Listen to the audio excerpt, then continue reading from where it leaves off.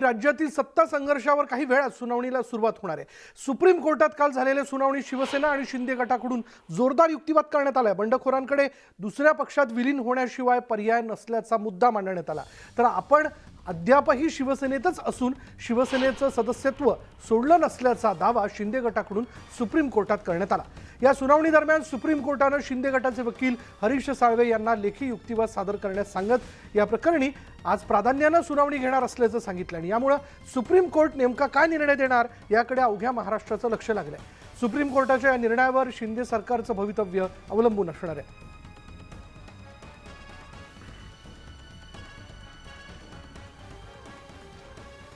कोणते मुद्दे कोर्ट विचारात घेणार बघा। यामध्ये सगळ्यात महत्त्वाचा पहिला मुद्दा म्हणजे 16 आमदारांवर अपात्रतेची कारवाई करण्याची मागणी। शिंदे गट नेमणुका अवैध ठरवण्याची मागणी, गटनेता नेमणूक अवैध ठरवण्याची मागणी, उपाध्यक्ष झिरवळ अविश्वास प्रस्ताव वैधता, निवडणूक आयोगाच्या नोटीसला स्थगिती द्या ही मागणी सुप्रीम कोर्टात शिवसेनेने केली आहे।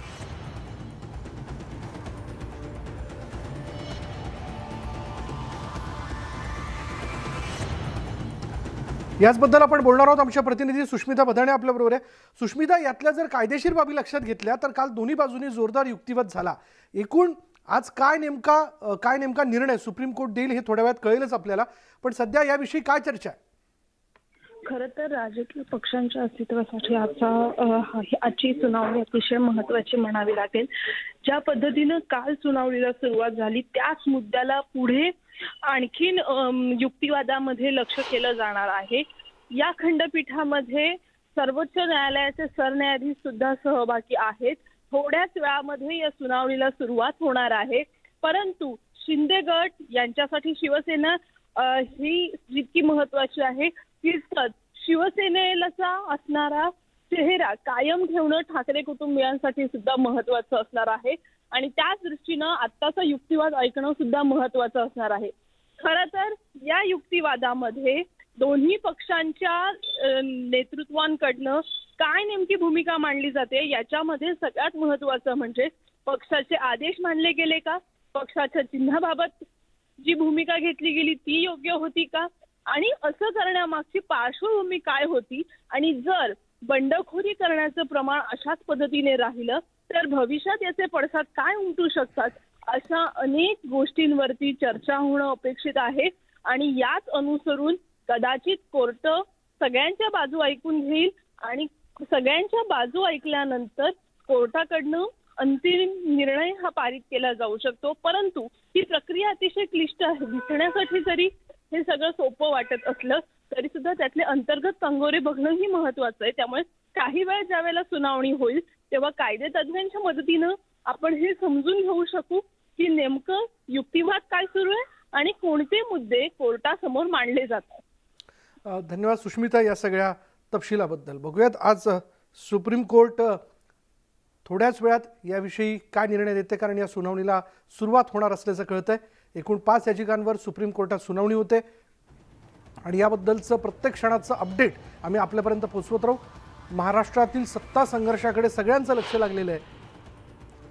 शिवसेना नेमकी कोणाची, नेतृत्वाचा मुद्दा, आमदारांच्या अपात्रतेचा मुद्दा, अशा वेगवेगळ्या 5 याचिकांवरती आज सुप्रीम कोर्टात अंतिम सुनावणी जी ती केली जाईल याविषयी काल न्यायालयाने स्पष्ट केलेली होती आपली भूमिका आणि त्यांनी सांगितलं होतं की याबद्दलची प्राधान्याने सुनावणी जी आहे ती आज ते करतील म्हणून, कारण दोन्ही बाजूने युक्तिवाद जो आहे तो पूर्ण झाला। या युक्तिवादात वेगवेगळे मुद्दे जे ते स्पष्ट करण्यात आले। शिंदे गटाच्या वतीने हरीश साळवे यांना सविस्तर लेखी स्वरूपात मुद्दे जे आहेत ते न्यायालयाने मागितलेले आहेत। महाराष्ट्रातील सत्ता संघर्षावर थोड्याच वेळात सुनावणी होणार आहे। आता क्षणाची ब्रेकिंग न्यूज आपण बघतोय। थोड्याच वेळात या सुनावणीला सुरुवात होईल, कारण न्यायालयाने स्पष्ट केलं होतं काल की प्राधान्याने अगदी सुरुवातीलाच कामकाजाच्या सुरुवातीलाच ही सुनावणी जी ती घेतली जाईल आणि दोन्ही बाजूंचे वकील हे कोर्टात हजर आहेत। एकूण 5 याचिकांवरती सुप्रीम कोर्टात आज सुनावणी केली जाईल।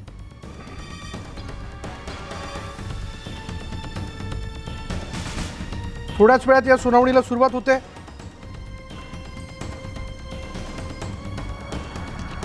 यामध्ये जर आपण जाणून घेतलं तर काल एकूण जो युक्तिवाद पार पडलेला आहे दोन्ही बाजूने, त्यात वेगवेगळे मुद्दे जे आहेत ते स्पष्ट करण्यात आलेले आहेत. बंडखोरांकडे दुसऱ्या पक्षात विलीन होण्याशिवाय पर्याय नसल्याचा मुद्दा मांडण्यात आला.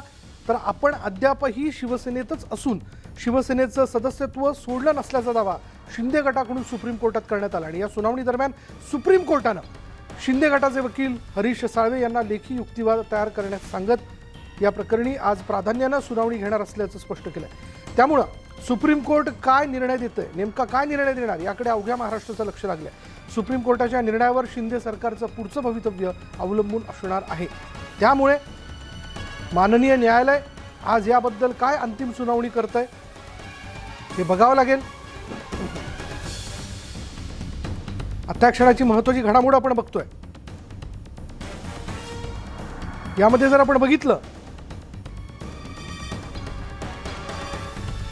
तर ठाकरे गटाकडनं काल निवडणूक आयोगाकडून आदेश मिळून सरकार वैध ठरवण्याचा डाव जो आहे तो मुद्दा मांडण्यात आला. आणि शिंदे गटाकडनं बहुमत गमावलेल्या नेत्यासाठी पक्षांतर बंदी कायदा हे शस्त्र नाही असं स्पष्ट करण्यात आलं. ज्येष्ठ कायदेतज्ञ सुधाकर आव्हाड आपल्याबरोबर आहेत. सुधाकर आव्हाडजी, कालपर्यंत झालेला सगळा युक्तिवाद आणि आजचं न्यायालयाचं नेमकं याबद्दलचं काय मत किंवा काय निर्णय असणार आहे हे लवकरच समोर येईल, पण आपलं विश्लेषण काय? आज प्रामुख्यानं दोन मुख्य गोष्टी समोर येणार आहेत. एक म्हणजे झिरवळ साहेबांच्या अपात्रते संबंधाचा मुद्दा आणि दुसरा म्हणजे त्या अनुषंगाने येणारा 16 आमदारांच्या की ज्यामध्ये आत्ताचे विद्यमान मुख्यमंत्री महोदय सुद्धा आहेत यांच्या अपात्रतेचा मुद्दा. या अनुषंगाने 10व्या शेड्यूल संबंधाने आता आज माननीय सर्वोच्च न्यायालयाकडे अंतिम फैसला येईल. 2003 साली जेव्हा ह्या 10व्या शेड्यूलमध्ये 2/3 बहुमताचा मुद्दा निर्माण होऊन त्याच्या संबंधानं विश्लेषण करण्यात आलेलं होतं. त्यानंतर माझ्या मते हा पहिलाच खटला आहे आणि म्हणून या मुद्द्यावरच्या विश्लेषणाला आणि आदेशाला आता खूप महत्वाचं स्थान आणि ऐतिहासिक स्थान निर्माण होत आहे. दुसरं म्हणजे या अनुषंगाने प्रथमच भारतामध्ये अशी विशिष्ट परिस्थिती निर्माण झालेली आहे की याआधी कोणताही गट फुटायचा आणि फुटलेला गट असं म्हणायचा की आम्ही फुटलेलो आहोत, आम्हाला वेगळी मान्यता पाहिजे. या ठिकाणी मात्र अत्यंत धूर्तपणे दोन्ही बाजूच्या कायदेतज्ञांनी अशा प्रकारच्या गोष्टी मांडलेल्या आहेत की आम्ही फुटलेलो नाहीत, आमचाच पक्ष मूळ पक्ष आहे. याआधी असं कुठेही आर्ग्युमेंट कोणत्याही पक्षानं केलेलं नव्हतं आणि हे आर्ग्युमेंट प्रथमच आज भारतामध्ये होत आहे की शिंदे साहेबांचा गट म्हणतो आहे आम्ही शिवसेनेतच आहोत आणि मूळ शिवसेना तर उद्धव साहेबांची शिवसेना आहेच आहे. मग अशा बाबतीत आता हा मुद्दा सर्वोच्च न्यायालयाच्या समोर आल्यानंतर सर्वोच्च न्यायालय माझ्या मते हा मुद्दा आता भारताच्या केंद्रीय निवडणूक आयोगाकडे पाठवेल की आता कोणता पक्ष खरा आहे, कारण कोणत्या पक्ष मुख्य आहे आणि गट फुटलेले आहेत किंवा नाहीत हा मुद्दा खरं तर केंद्रीय निवडणूक आयोगाच्या अखत्यारीतला येतो आणि म्हणून हे प्रकरण तिकडे पण जाण्याची शक्यता आहे. आज 3 गोष्टी ठरणार आहेत. जसं सुरुवातीला झालं की आधी राज्यपाल महोदयांच्याकडे गेलं, मग झिरवळ साहेबांच्याकडे गेलं, मग सर्वोच्च न्यायालयात गेलं आणि त्यासोबतच प्रकरण हे इलेक्शन कमिशन ऑफ इंडियाकडे गेलं. आज सर्वोच्च न्यायालयासमोर ही सुनावणी होत असताना प्रामुख्यानं ठरवणार आहे 10व्या शेड्यूलचा काय अर्थ होतो आणि अरुणाचल प्रदेशाचा जो निर्णय झालेला होता तो जशाचा तसा आपण मान्य करणार आहोत का. सर्वोच्च न्यायालयाचा आजचा येणारा हा निर्णय हा ऐतिहासिक असणार, यात वादच नाही. यामध्ये खरं तर भूतकाळात घडलेल्या काही घटना किंवा संदर्भ हे मुद्दे जे आहेत ते न्यायालयासमोर स्पष्ट करणं फार आवश्यक असतं. पण आजचा निर्णय जसं तुम्ही म्हणालात की तो निर्णय ऐतिहासिक ठरू शकतो, हा निर्णय आजच्या आज होईल असं आपल्याला वाटतं? कारण 5 याचिकांवरची सुनावणी आहे किंवा पुढली तारीख याबद्दल दिल्या जाऊ शकते, तशी काही शक्यता आहे? कारण तुमच्या माझ्या दृष्टीने जरी ही 5 ह्या याचिका आहेत असं जरी वाटलं तरी माननीय सर्वोच्च न्यायालयाच्या मध्ये या दृष्टीनं फक्त 3 छोटे छोटे मुद्दे उपस्थित होणार आहेत. पहिला मुद्दा आहे 10व्या शेड्यूल मधला 4 पोट कलमाचा अर्थ काय काढायचा. म्हणजे आधी विलगीकरण सेपरेशन आणि नंतर विलिनीकरण म्हणजे मर्जर असा शब्द त्या 10व्या शेड्यूल मध्ये आहे. याचा अर्थ काय काढायचा हा मुद्दा सुप्रीम कोर्टासमोर आहे. दुसरं झिरवळ साहेबांच्या बाबतीत त्यांच्या अपात्रते संबंधाने कोणताही ठराव पेंडिंग होता का whether there was any resolution pending, आणि हा मुद्दा पण आज सुप्रीम कोर्ट निकालात काढणार आहे. आपल्याला अत्यंत महत्त्वाच्या वाटणाऱ्या गोष्टी माझ्या मते सर्वोच्च न्यायालय अगदी थोड्या वेळात सुद्धा निर्णयित करू शकतं, कारण आपल्याला खूप अडचणीच्या वाटणाऱ्या गोष्टी तिथं इतकं बारीक स्कॅनिंग झालेलं असतं की माझ्या मते आजच हे निर्णय होणार आहेत.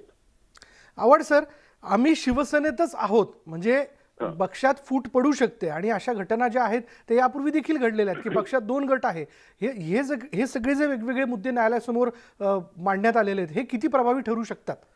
खूपच प्रभावी ठरणार आहेत, कारण याच्या आधी अशा प्रकारचं कधीच कोणत्याही पक्षानं किंवा कोणत्याही गटानं कधी आर्ग्युमेंट कोर्टासमोर केलेली नव्हती. आर्ग्युमेंट अशी असायची, भले ते अरुणाचल प्रदेश असेल, गोवा प्रांतातला नुकताच झालेला असेल, कर्नाटक प्रांतातला असेल, त्या ठिकाणी असं नेहमी चर्चा व्हायची की आम्ही त्याच्यातनं फुटलो आहोत, आमचा स्वतंत्र गट आहे. आता मात्र खूप धूर्तपणे आणि विचारपूर्वक शिंदे गटाकडून असा दावा केला जात आहे की आम्हीच मेजॉरिटीमध्ये आहोत, आम्हीच शिवसेना आहोत. म्हणजे एकाच पक्षामधला मोठा गट जर का सध्या कार्यरत असेल तर मग त्याचं अस्तित्व पक्ष म्हणून मान्य करायचं का वेगळा पक्ष म्हणून मान्य करायचं, हा खरा तर आज माननीय सर्वोच्च न्यायालयाच्याकडे मोठा मुद्दा उपस्थित झालेला आहे. माननीय सर्वोच्च न्यायालय यावरती तर निर्णय देईल, मात्र यातले काही कांगोरे माननीय सर्वोच्च न्यायालय हे इलेक्शन कमिशनकडे सुद्धा पाठवण्याची फार दाट शक्यता आहे. आवड सर, बंडखोरांनी दुसऱ्या पक्षात विलीन व्हावं किंवा नवा पक्ष काढावा असं काल ठाकरे गटाच्या वतीने वकिलांनी मुद्दा स्पष्ट केला, तर शिंदे गटाच्या वतीने पक्षात राहून नेतृत्व बदलू शकत नाही का, हा जो मुद्दा आहे. कारण यापूर्वी आपण बघितलेलं की वेगवेगळ्या पक्षांमध्ये फूट पडण्याचे किंवा नेतृत्व बदलण्याचे प्रसंग उद्भवलेत, तशी त्याला बंडखोरी म्हणू शकत नाही असं देखील या ठिकाणी स्पष्ट करण्यात आलेलं आहे. हा देखील एक मुद्दा या ठिकाणी प्रभावी ठरू शकतो. हो, कारण ह्या सगळ्या आर्ग्युमेंटचं कारण याच्यात आहे, ही बाजू असे का मानतात त्याचं कारण याच्यात आहे की 2003 साली जी 91वी घटना दुरुस्ती सुरू झाली 91st, आणि त्याच्यामध्ये जे 10व्या शेड्यूलमध्ये प्रकरण किंवा पॅरा 4 मध्ये जे घातलेलं आहे त्यामध्ये फार स्पष्ट सांगितलंय की फुटीर गट हा 2/3 असला पाहिजे.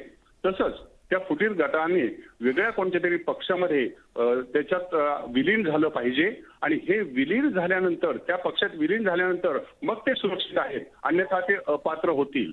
आणि म्हणूनच हे जे शिंदे साहेबांचा गट आहे ते तसा स्टँड घेतच नाहीत.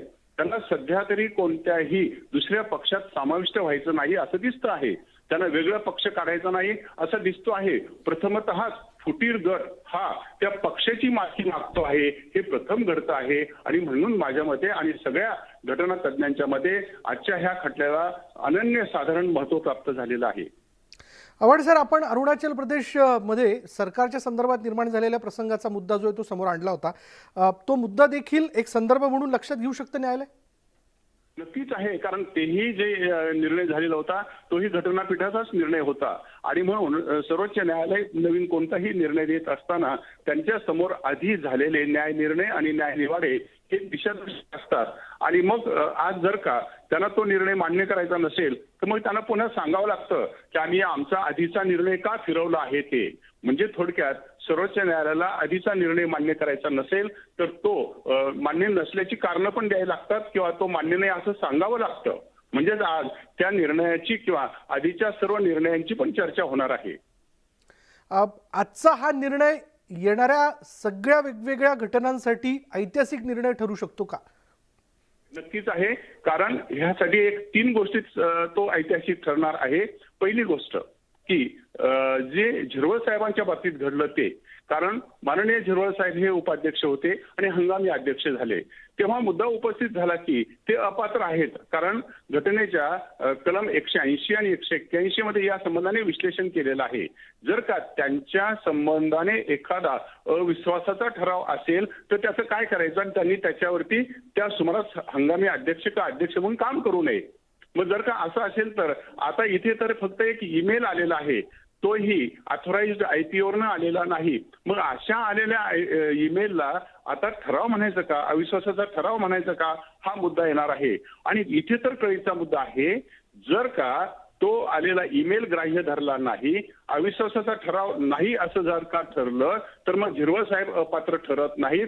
झिरवळ साहेब जर अपात्र ठरत नाहीत मग आपल्याला सगळ्या पुढच्या गोष्टीचा खुलासा झाला. 16 आमदाराच्या अपात्रतेचा मुद्दा हा लगेचच पहिल्यांदा येईल. 16 आमदार जर का अपात्र ठरले तर मग यांच्याकडे 2/3 बहुमत राहणार नाही, आणि जर 2/3 बहुमत राहिलं नाही तर काय होईल, त्याच्या अनुषंगाने लागोलाग त्यांना स्वतंत्र गट म्हणून पण मान्यता मिळणार नाही.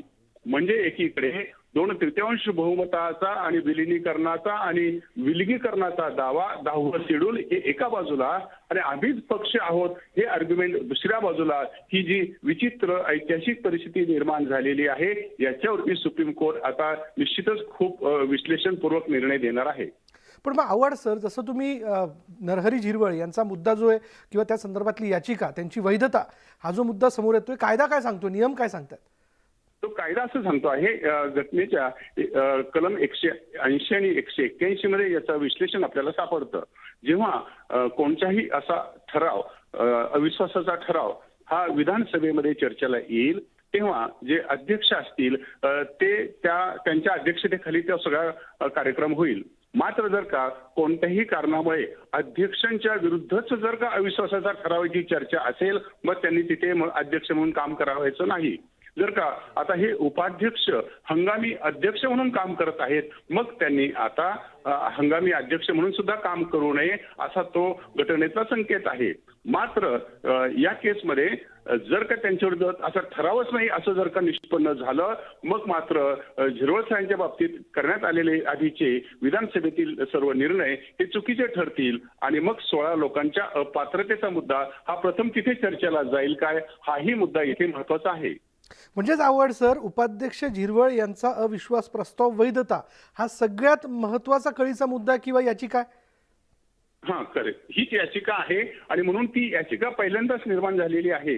पहिल्या 2 याचिकेमध्ये खरं तर तो प्रस्ताव समोर दिसतो आहे. ही याचिका काय दर्शविते की जर का प्रस्तावित व्यक्ती म्हणजे हंगामी अध्यक्ष किंवा अध्यक्ष साहेब यांच्या विरुद्धचा अविश्वासाचा ठराव असेल तर मग त्या बाबतीत कोण अध्यक्ष राहू शकतं तर त्याचीही घटनेत सोय केलेली आहे.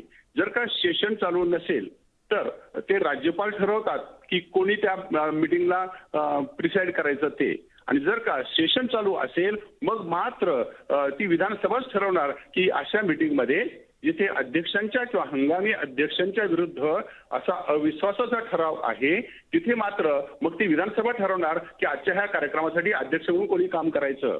म्हणजेच थोडक्यात या केसमध्ये झिरवळ साहेबांच्या पासूनच कळीचा मुद्दा सुरू झालेला आहे. यापूर्वी जर आपण लक्षात घेतलं आव्हाड सर तर काँग्रेसमध्ये देखील 2 गट निर्माण झाले होते आणि हा विषय निवडणूक आयोगापर्यंत गेला होता जर आपल्याला आठवत असेल तर.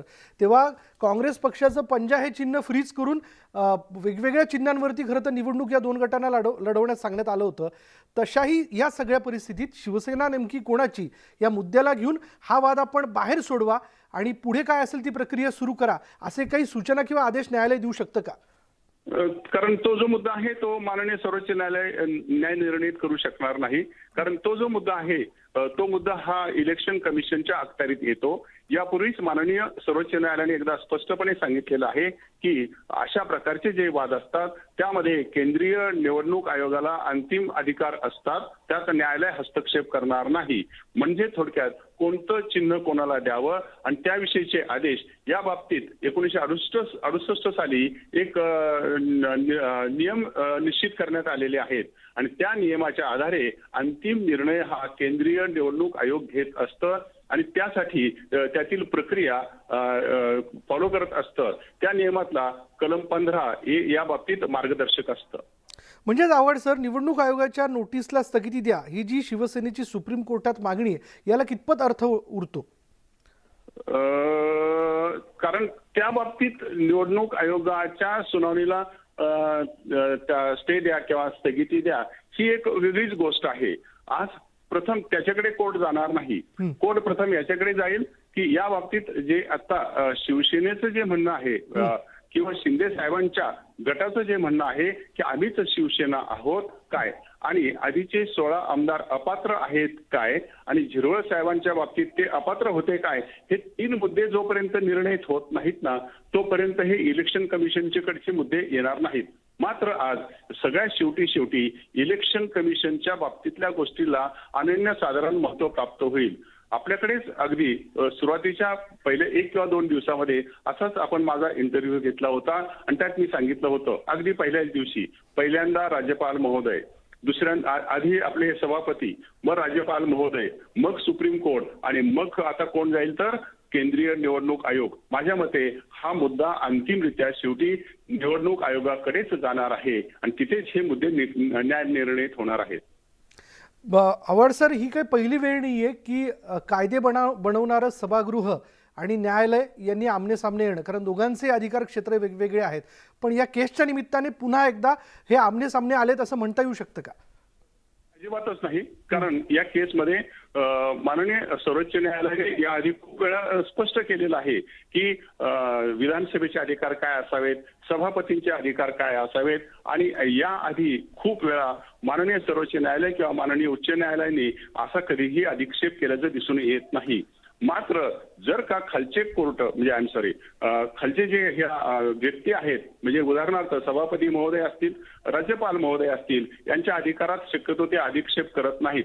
मात्र यांनी जर का आपलं काम नीट पार पाडलं नाही, मग मात्र त्याला ज्युडिशियल रिव्ह्यू डॉक्ट्रिन असं म्हणतात, त्या नियमाखाली सर्वोच्च न्यायालय हे नेहमी त्यात हस्तक्षेप करू शकतं आणि तिथे मात्र त्यांनी केलेल्या चुका सुधारू शकतं. धन्यवाद आमच्याशी बोलल्याबद्दल. आता या क्षणाची महत्त्वाची बातमी आपण बघतोय की सुप्रीम कोर्टामध्ये सुनावणीला सुरुवात झालेली आहे, कोर्टाच्या कामकाजाला सुरुवात झालेली आहे. कालपर्यंतचा युक्तिवाद आपण लक्षात घेतला आणि याचविषयी बोलण्यासाठी कायदेतज्ञ राज पाटील देखील आपल्याबरोबर आहेत. राज पाटीलजी, कालचा झालेला एकूण सगळा युक्तिवाद आणि आता सुनावणीला सुरुवात झालेली आहे. प्रामुख्याने न्यायालय आता कोणकोणते मुद्दे प्राथमिक पातळीवरती लक्षात घेईल?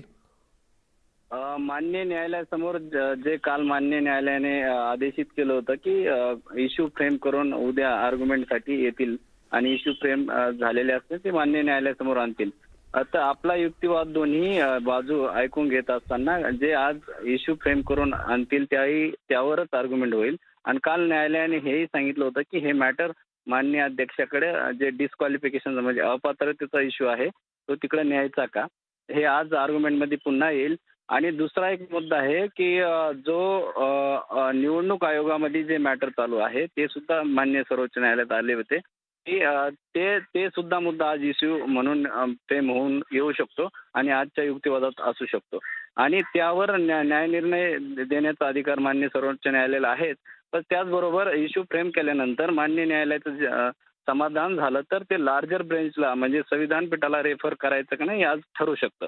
आजच्या सुनावणीतला मुख्य मुद्दा तर हाच असेल की हे संविधान पीठाकडे मॅटर रेफर करायचं का नाही करायचं. जे आज इश्यू फ्रेम करून त्यावर आर्ग्युमेंट होईल दोन्ही बाजूची, सगळ्यांचं म्हणणं ऐकल्यानंतर मान्य न्यायालय त्यावर निर्णय घेईल. ही सगळ्यात महत्त्वाची बातमी ती म्हणजे या सत्ता संघर्षावरच्या सुनावणीला सुरुवात झालेली आहे. सर्वोच्च न्यायालयाच्या ज्या सुनावणीकडे सगळ्यांचं लक्ष लागलेलं आहे अशी ही ऐतिहासिक सुनावणी म्हणावी लागेल. अभूतपूर्व असा हा सगळा कायदेशीर पेच निर्माण झालाय महाराष्ट्रातल्या सत्ता संघर्षातला आणि या कायदेशीर पेचावरती सर्वोच्च न्यायालयाच्या आजच्या सुनावणीतून काही फैसला येतो का हे पाहणं महत्त्वाचं असेल. केवळ महाराष्ट्राचं नाही तर देशाचं लक्ष या सुनावणीकडे लागलेलं आहे. महाराष्ट्र सरकारचं भवितव्य कदाचित याच निर्णयावरती अवलंबून असू शकतं. जे राज्यामध्ये महिन्याभरापूर्वी शिंदे फडणवीस सरकार आलेलं आहे, मंत्रिमंडळाचा विस्तार रोखला गेलेला आहे आणि आताची या घडीची सगळ्यात महत्त्वाची अपडेट ही आहे की सुप्रीम कोर्टामध्ये महाराष्ट्रातल्या या सत्ता संघर्षावरच्या सुनावणीला सुरुवात झाली आहे. आणि काल आपण बघितलं जोरदार असा युक्तिवाद दोन्ही बाजूंनी करण्यात आलेला होता. दिग्गज वकिलांची फौज दोन्ही गटांनी, ठाकरे आणि शिंदे गटांनी मैदानात उतरवलेली होती आणि त्यांनी अतिशय कसदार असा युक्तिवाद दोन्ही बाजूंनी झालेला होता. कायद्याचा कीस पाडण्यात आलेला होता आणि आपणच कसे योग्य आहोत, आपली बाजू कशी कायदेशीरदृष्ट्या घटनात्मकदृष्ट्या योग्य आहे हे सांगण्याचा प्रयत्न सुप्रीम कोर्टाच्या समोर झालेला होता. पण कालच्या सुनावणीचं वैशिष्ट्य म्हणजे सर्वोच्च न्यायालयाच्या सरन्यायाधीशांनी अनेक प्रश्न या निमित्तानं उपस्थित केलेले होते. विशेषतः शिंदे गटाच्या वकिलांना त्यांनी अनेक प्रश्न विचारून त्यांना अडचणीत आणण्याचा किंवा अडचणीत टाकणारे प्रश्नसुद्धा त्यांनी विचारलेले होते. पण हरीश साळवेंसारखे दिग्गज वकील शिंदे गटाची बाजू सुप्रीम कोर्टामध्ये मांडतायत. त्यांनी जो युक्तिवाद आहे तो कायम ठेवला की आम्ही शिवसेना सोडलेली नाही, आम्ही आजही शिवसेनेत आहोत. आम्ही पक्षांतर्गत नेतृत्वाच्या विरोधात आवाज उठवलेला आहे. पक्षांतर्गत नेतृत्व बदलण्याच्या प्रक्रियेमध्ये आम्ही आहोत, आम्ही पक्ष बदललेला नाही आहे किंवा आम्ही दुसऱ्या पक्षात गेलो नाही आहे किंवा आमची जी सीमारेषा आहे ती सीमारेषासुद्धा आम्ही ओलांडलेली नाही, हा युक्तिवाद सातत्यानं केला जात होता. आणि आज नेमका काय युक्तिवाद केला जातो, कारण काल कोर्टानं सांगितलं की तुम्ही जे लिखित स्वरूपामध्ये सगळं दिलेलं आहे ते लिखित स्वरूपात आम्हाला ते कळत नाही आहे आणि त्या सगळ्याबद्दल आता लिखित स्वरूपामध्ये त्यांना द्यायला सांगितलं होतं. रात्री उशिरा शिंदे गटाच्या वकिलांकडून ते दिल्याचं कळतंय. राज पाटील आपल्यासोबत आहेत. राज पाटील, काय नेमकं रात्रीपर्यंत दिलेलं आहे हरीश साळवे यांच्याकडून, शिंदे गटाकडून? अगदी ब्रीफली त्यांना सांगितलं होतं की तुम्ही नव्याने हे सगळं सादर करा. त्यांनी काल हे सांगितलं होतं की जी प्रेयर होती पूर्वी माननीय उपाध्यक्षांनी निर्णय घेतलेले होते ते शिंदे गटांना मान्य नव्हते. त्यावेळेस शिंदे गटा आणि पूर्ण वेळ विधानसभाचे अध्यक्ष नव्हते, त्यामुळं तो इश्यू आणि उपाध्यक्षांनी निर्णय घेतलेले त्यावर अमान्य त्यांना शिंदे गटाला झाले आणि त्यांनी सुप्रीम कोर्टात धाव घेतली. सुप्रीम कोर्टात धाव घेतल्यानंतर त्यांना रिलीफ मिळाली की त्यांना संरक्षण अभय मिळाला आणि त्यावर कोणती कारवाई झाली नाही डिस्क्वालिफिकेशनच्या अपात्रतेच्या बाबतीत.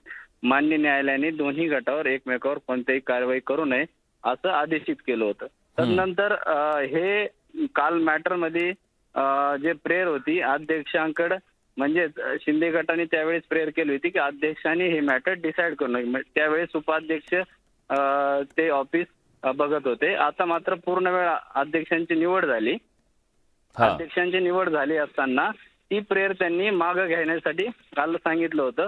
त्यांनी त्यावर कोणती आर्ग्युमेंट केली नाही, पण आज त्या आर्ग्युमेंटचा भाग असेल.